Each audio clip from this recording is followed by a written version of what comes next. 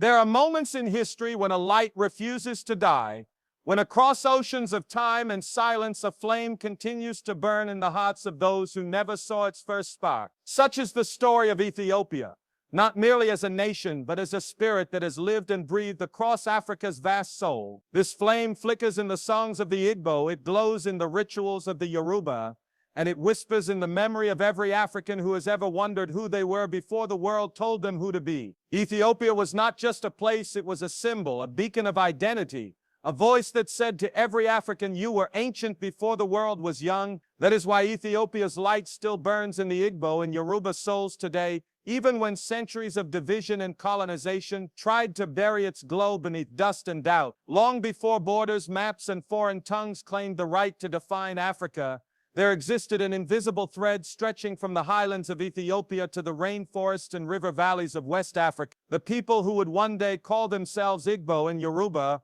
were not strangers to this light, they were its reflection. They shared in the rhythm of earth, in the worship of creation, in the unspoken knowledge that divinity could be found in nature, in ancestry, and in the harmony between the seen and unseen worlds. Ethiopia's greatness was never just about kings or empires, it was about consciousness, about an awakened people who knew that knowledge was the first freedom. That same consciousness breathed in the Igbo, who built cities like Igbo, Okwa, with artistry that defied time, and in the Yoruba, who shaped philosophies so deep they could measure the soul itself. In every sense, Ethiopia was a mirror for Africa, a reminder that greatness was born not of conquest but of continuity. The Yoruba's understanding of Ori, the inner head that guides one's destiny, finds its echo in the Ethiopian belief in the inner light, the divine essence within. The Igbo, with their reverence for the chi, the personal spirit that connects one to the supreme source, walked the same sacred road. Across thousands of miles, these ideas were not coincidences. They were continuations of one ancient language of the soul, a language Africa once spoke before history forgot to listen. When the Ethiopian chroniclers wrote in their sacred script, preserved knowledge that would later echo in Nsibidi, the Igbo's own ancient writing, and in the Yoruba's Afa verses.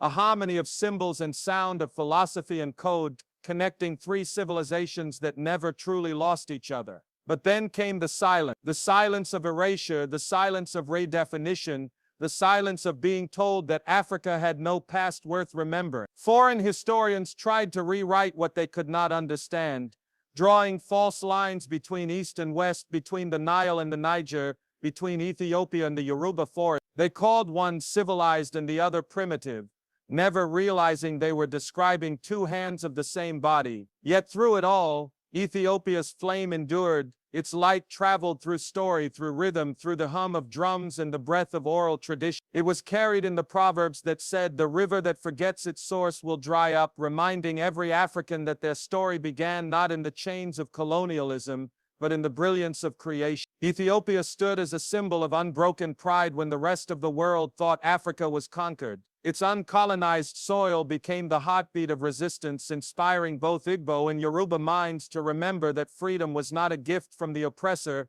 but a birthright. When Ethiopians stood against invaders and triumphed at Adwa, they did not fight for themselves alone. They fought for every African watching, for every Igbo mother praying by the fireside, for every Yoruba father teaching his child the meaning of integrity. That victory was a spark that leapt across the continent, reminding Africans that they were descendants of builders, thinkers, astronomers, and philosophers, not slaves. The victory of Ethiopia was not confined to its borders, it ignited the hidden memory of the entire black world. You can still feel that fire today. In the rhythms of Yoruba drums, the light of Ethiopia pulses. In the wisdom of Igbo elders, its echo breathes. The way the Yoruba say, I am because we are, and the way the Igbo declare, Igwe, the strength is in the people, both come from the same ancestral fire that Ethiopia once kindled. It is the belief that unity is power, that dignity is divine, and that to know oneself is to liberate one's world. The ancestors did not wait for outsiders to validate their worth.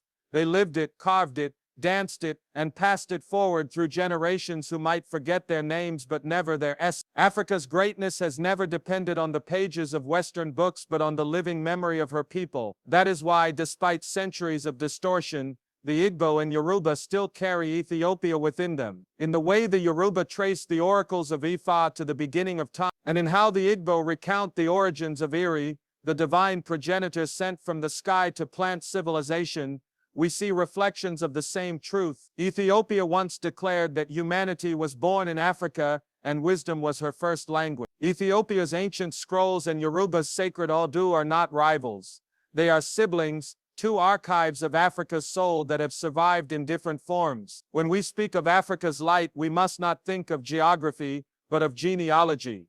The genealogy of consciousness. The Igbo's democratic village system and the Yoruba's sophisticated balance between monarchy and council mirrored Ethiopia's early systems of governance, where elders ruled by moral authority, not domination. These were societies that understood that leadership was service, that wisdom was wealth, and that the power of the community was the truest throne. That is why their memory refuses to die. The world can erase names from maps, but it cannot erase truth from blood. Today, as the diaspora searches for identity and the world slowly awakens to Africa's true legacy, that Ethiopian light is calling again. It calls through DNA, through rediscovered languages, through songs that were once sung in sorrow but now rise in strength. It calls the Igbo to remember that their bronze art once rivaled the treasures of Egypt. It calls the Yoruba to recall that their spiritual systems once explained the cosmos with precision. And it calls all Africans, wherever they stand, to know that before the world divided them, they were one. This unity is not a dream, it is a return to the light that has never gone out. That is why Ethiopia's light still burns in Igbo and Yoruba souls, because it is more than history, it is heritage. It is the rhythm that keeps beating no matter how much silence tries to cover it. It is the fire that refuses to die, no matter how many centuries pass. And when Africans everywhere begin to see that same flame reflected in one another's eyes, they will realize that the light of Ethiopia was never just in the east, it was always within them, waiting to rise, waiting to remind the world that Africa's story did not begin in chains, it began in light. There was once a time when Africa breathed as one, before the winds of conquest scattered her spirit and carved her into pieces. In that age, there were no borders, no maps drawn by foreign hands, no divisions, divans, tribes, or tongues.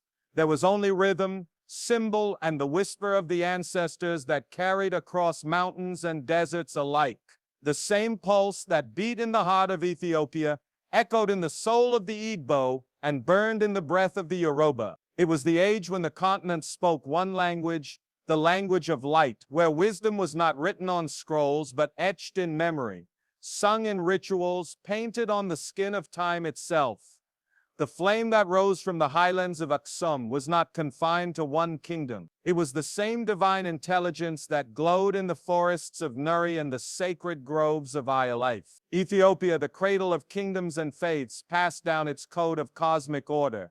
The Igbo shaped it into the democratic governance of the elders, and the Yoruba turned it into an art of destiny, a balance between earth and the unseen. Though separated by distance, they carried the same seed, an understanding that life was not divided between the material and the spiritual, but that both were one unbroken stream. In the lands of Ethiopia, kings once traced their bloodlines to the heavens, believing that power was not domination but stewardship, a sacred trust between the ruler and the people. In Igbo lands, the elders gathered beneath the ulimark trees and taught that no man was born to be a master, for every soul carried chi, the divine fragment of creation itself. In Yoruba wisdom, the Babalawo read the stories of fate not as punishment but as pattern, guiding the lost back to harmony. 3 traditions, 3 languages, 3 peoples, but the same message. The human being is not an accident of dust, but a mirror of light. The drums of Ile-Ife, the chants of Nuri, and the hymns of Lalibela were all variations of a single melody, the melody of awakening. When one listens deeply to the oral traditions, the connection is undeniable. The Ethiopian concept of mat, truth and balance, finds its echo in the Yoruba Zafai and the Igbo Zomela, each teaching that order is not enforced through fear but lived through understanding. The geometric symbols carved in the temples of Aksum reflect the same mathematical elegance seen in Nsibidi, the Igbo's sacred writing system, and the intricate motifs of Yoruba divination trays. The priests of ancient Ethiopia spoke in glyphs of light, The scribes of Nsibidi spoke in signs of wisdom. The Yoruba priests spoke in verses of destiny. Different expressions, but all born from one philosophical womb. The belief that language itself is sacred, that to speak is to create, and that creation is the echo of divine intelligence. These civilizations were not isolated sparks. They were torches lit from the same ancestral fire. Traders, pilgrims, and mystics once moved freely across the Sahel, carrying stories, beliefs, and innovations from one land to another. The same black soil that gave birth to Ethiopian monks gave rise to Yoruba carvers and Igbo philosophers. The Nile carried not just water but wisdom. From the Red Sea to the Atlantic, Africa was a flowing conversation, a continent of thinkers and dreamers, whose knowledge was erased by foreign scribes who could not see light beyond their own reflection. Yet the flame never died. Even when the invaders came with their guns and gospels, even when libraries were burned and kingdoms fell, the memory of unity remained buried like gold beneath the earth. To understand the connection between Ethiopia, Igbo, and Yoruba is to rediscover the architecture of Africa's forgotten civilization. The same star patterns mapped in Ethiopian temples were mirrored in Yoruba cosmology and Igbo folk. Each saw the human being as part of a cosmic order, a being of balance between the seen and unseen. Ethiopia taught that the soul ascends by purity. The Yoruba taught that destiny is fulfilled through alignment. The Igbo taught that community is the highest form of divinity. In each, morality was not enforced by fear of punishment, but by the understanding that harmony sustains existence. To live out of tune was to bring chaos, and to live in truth was to become one with creation. But when colonialism swept through Africa, it sought to extinguish this unity. The scholars of Europe could not imagine that Ethiopia's script, Igbo's Nsibidi, and Yoruba's Ifa could spring from the same intellectual soil. They erased the roads that once linked these worlds, called their knowledge superstition and their sciences primitive. The result was not just historical distortion, but spiritual amnesia. Africans were taught to see themselves as fragments, as disconnected tribes rather than branches of one ancient tree. The great silence began, the silence of erasure, where the voices of the elders faded under the weight of foreign narratives. Yet the silence itself became a womb protecting what words could not. Today, as the descendants of these once great civilizations awaken, the flame flickers again. Scholars are uncovering linguistic parallels, genetic links, and shared myths that reveal how close these people truly were. The diaspora, scattered across oceans, still dances to rhythms born from the Yoruba drum, chants prayers echoing Ethiopian liturgy, and names children in the cadence of Igbo ancestors. The same soul that once built pyramids and carved Ile-Ife bronzes still beats in every black heart. To recognize that is to reclaim the continuity of identity, to say we were never slaves, never lost, never divided, only silenced. The light of Ethiopia still burns in the Igbo and Yoruba because it was never foreign, it was family. Ethiopia's defiant spirit against conquest became the Yoruba's resilience and the Igbo's unyielding self-belief. From Lalibela's stone churches to the Nazca shrines and Oyo palaces, Africa spoke in architecture and ritual about eternity. That light was not religion,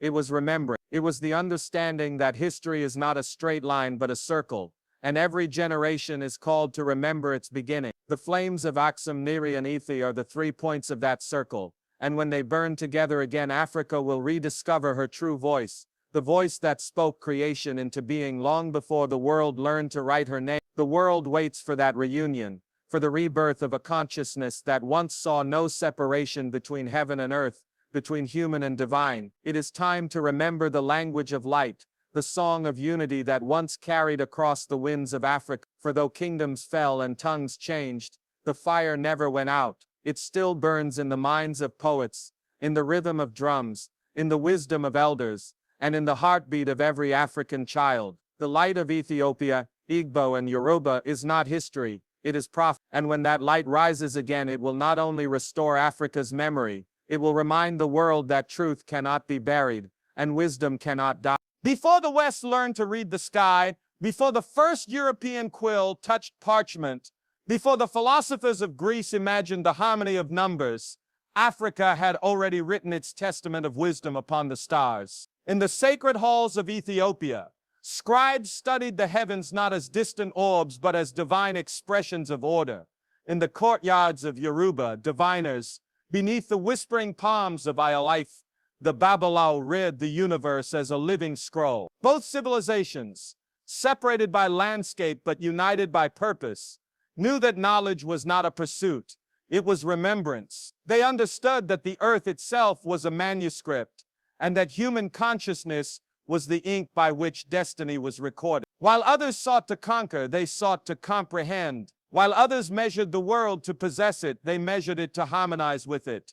The Ethiopian scribes, keepers of ancient Aksumite light, saw language as a ladder between the physical and the eternal. Their scripts were not mere letters but living codes, symbols born from the geometry of creation. They aligned their calendars with the stars, studied medicine through the humors of the body, and mapped time with a precision that modern science still marvels at. Each scroll, wrapped in leather and guarded in mountain monasteries, was more than a record, it was a vessel of continuity, a reminder that the divine mind spoke through numbers and balance. To them, writing was a sacred act, a declaration that the spoken word could shape reality. Thousands of miles away, the Yoruba sages sat in the shade of ancient trees, tracing sacred marks in dust as they spoke to the unseen. Their system of Ife, encoded in the Odu verses, was a complete philosophy of existence, a mathematical and moral structure far older than Western logic. The diviner's tray was their observatory, the 16 cowries their constellations. When they cast them, they were not seeking chance, they were decoding the laws of rhythm that bind energy and matter. In their verses lay astronomy, ethics, psychology, and poetry, all wrapped in the metaphor of destiny. The Yoruba did not look up to the heavens for meaning, they brought the heavens down into speech. These two systems, Ethiopian script and Yoruba divination, were branches of one tree, the science of correspondence. Each taught that the macrocosm and microcosm were mirrors of each other, that the stars above reflected the spirit within. To know the world, one had to know oneself, for man was the axis upon which creation turned. Ethiopian scholars studied the 7 heavens. Yoruba diviners spoke of the 16 principles of reality. Both understood that numbers were not inventions of man, but revelations of order. Even the architecture of their temples and shrines revealed this shared vision. Ethiopian churches carved into stone followed cosmic patterns of light and shadow. Yoruba shrines mirrored the solar cycle in their orientation. Their builders knew what modern architects are rediscovering, that proportion, rhythm, and alignment with nature create not just beauty but harmony with the universe. But as the centuries turned, the silence of invasion began. The libraries of Africa were not always paper, they were memory, song, and code. When outsiders came, they could not read a drumbeat or interpret a carved line, so they declared ignorance where there was sophistication. The sacred systems of Ethiopia and Yoruba were called superstition, even though they contained the mathematics of cycles, the physics of vibration, and the ethics of balance. Knowledge that once guided kings and healers was dismissed as primitive because it did not wear the face of Europe. Yet what the conquerors could not erase was the intuition of truth, the sense that the world moves by principles deeper than logic, that creation itself is music and motion. It is time to remember that when Africa taught the world, it did not do so through conquest or domination, but through resonance. The Ethiopian scholar who mapped the heavens and the Yoruba seer who spoke of destiny were both teaching the same law, that knowledge without harmony destroys, but knowledge with harmony liberates. They understood that power was not control, it was awareness. The greatest temple was not built of stone, but of understanding, and the highest altar was not on a mountain, but within the human spirit. Modern science now finds itself returning to ideas these ancients held sacred. Quantum physics speaks of interconnectedness. African thought had always spoken of the web of being. Psychology now explores the power of symbols. African philosophy had long known that image and meaning are inseparable. Even medicine, once dismissive of traditional healing, now studies the herbal sciences and holistic methods the ancients practiced. The world is slowly awakening to what Africa preserved, that truth is not linear but cyclical, and that wisdom is not the property of one culture but the inheritance of all humanity.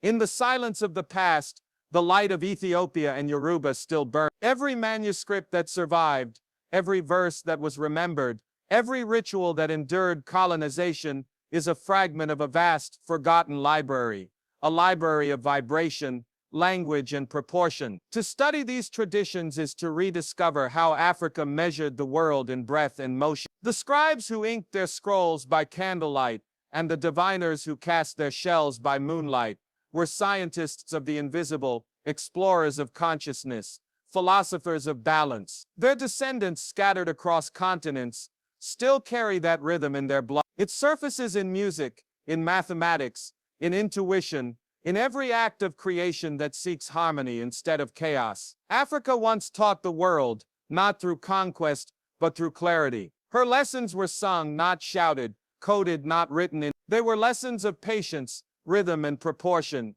lessons that built civilizations long before foreign ships touched her shores. When we speak of Ethiopia scholars or Yoruba seers, we speak not of myth, but of memory, a heritage of intellect buried beneath the ruins of empire. To reclaim it is to reclaim dignity, to say that wisdom was never imported, only interrupted, and so the call now is not to mourn what was lost, but to awaken what remains. For in the symbols of Ifa, in the scrolls of Aksum, in the drums of Ile-Ife and the chants of Lalibela, Africa still whispers her ancient equation, that man, nature, and the cosmos are one. The world is beginning to listen again, slowly, reverently, realizing that the answers to its deepest questions were once written in the red earth of the continent it called dark. But Africa was never dark. It was luminous, radiant with the understanding that every heartbeat echoes eternity. It is time to hear that rhythm again, to walk once more in the harmony our ancestors knew, and to let the science of spirit, born in Africa, teach the world once more. Across the vast waters where chains once rattled and human cries echoed into the indifferent waves, there lies an unbroken pulse, a rhythm that no ocean could drown, no empire could erase. It is the heartbeat of Africa, still echoing in the veins of her scattered children. Long before the ships, before the cries, before the maps redrew the meaning of the world, there was one song, one origin, one memory. Ethiopia's flame burned high on the mountains, casting its light across the deserts to the west. The Igbo carried that light in their spirit of self-governance, believing that every man and woman carried divinity within. The Yoruba shaped it into the harmony of destiny, where every action had a spiritual purpose, and though they were torn apart, their wisdom traveled with them.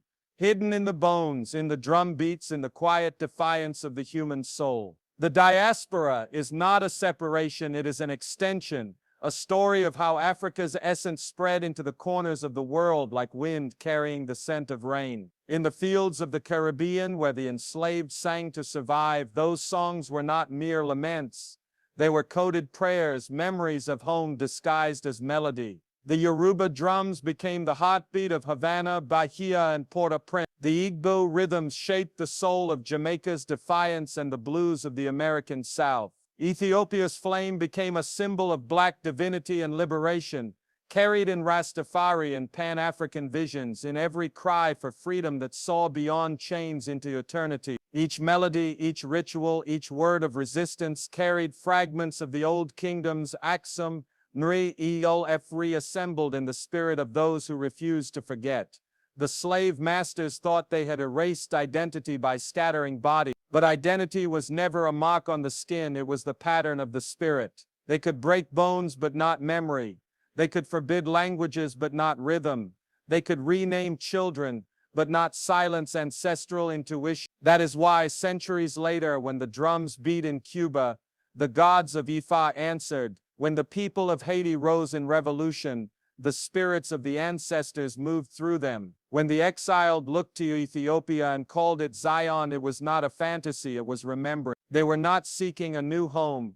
They were calling back to an old truth. The road home was never physical. It was spiritual, a path carved in the DNA of the African soul leading back to the fire that first gave light to humanity. Africa was never lost. It was carried within. The descendants of Igbo, Yoruba, and Ethiopian blood walked the plantations, the streets of Kingston, the bayous of Louisiana and the jungles of Brazil with invisible crowns upon their heads. They built new cultures, languages, and religions that mirrored the old world in fragments. The orishas became saints, the ancestral festivals became carnivals, and the spiritual systems were woven into survival. The African spirit refused to die.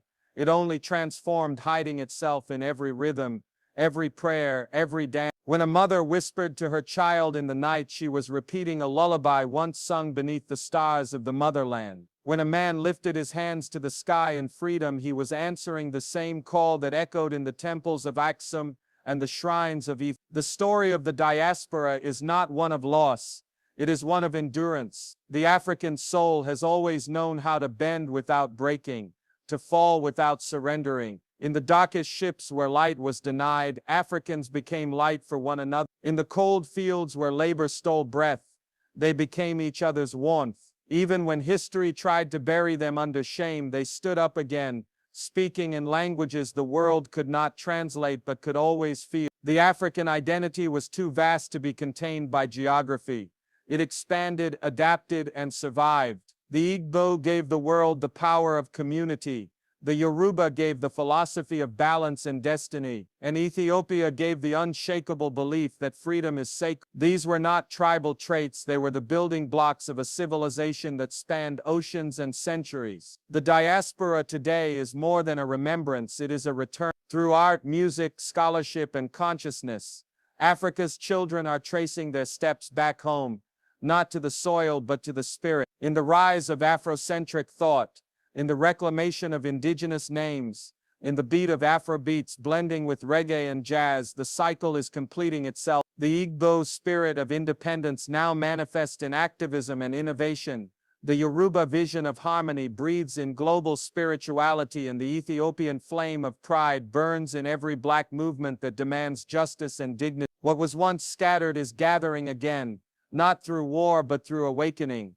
Those who said Africa was backward could not see that Africa was ancient, that she had already lived the cycles of civilization and collapse. The world is now discovering what she knew all along, that wisdom is not linear, that progress without soul is decay, and that no people can be free until they remember who they are. The diaspora carries that lesson like a hidden scripture, waiting for the right generation to open. And perhaps this is that generation, the one that will remember the song not as a myth, but as a memory, not as nostalgia, but as prophecy. For every child in the diaspora who has ever wondered where they belong, the answer has always been written in their heart. That rhythm you feel is older than history.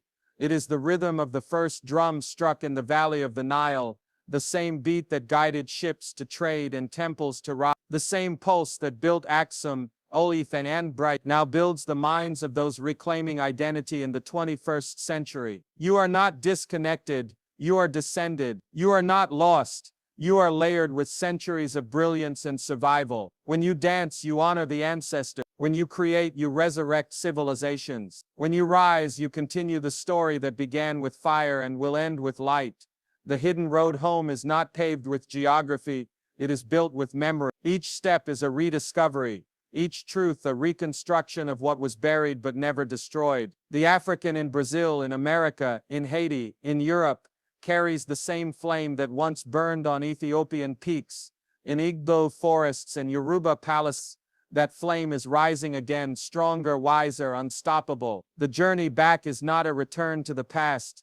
It is the realization that the past never left. The blood remembers, the spirit remembers. The ancestors still whisper through the wind, through rhythm, through intuition. And when Africa's scattered children finally remember that they were never slaves but descendants of kings, scientists, poets, and astronomers, the world itself will tremble in recognition, for the great circle will have closed and the light of Africa will shine again, not from one land but from every corner of the earth where her children stand unbroken.